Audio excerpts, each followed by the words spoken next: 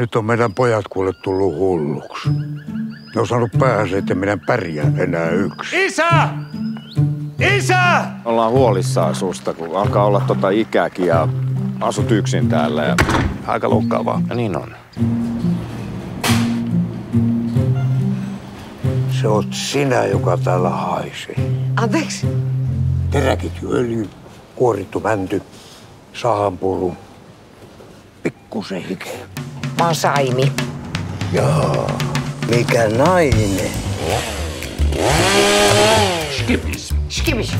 Anteeksi, kuka siellä on? Isäs puhelimessa Saimi. Pystyisikö sun äiti rikolliseen toimintaan? Tuolla pyörii semmosia vanhushuijareita. Saanko mä ottaa susta kuvan?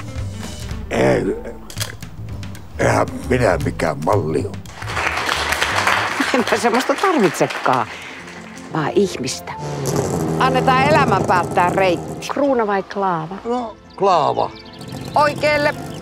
Pääseekö tuolla tavalla perin? Jossain vaiheessa. Ehkä mä nyt alla vähän ymmärtämään. No, mikä siis on loman tarkoitus? Katsoa pitkään sitä ihmistä, jonka kanssa matkalle on lähtenyt.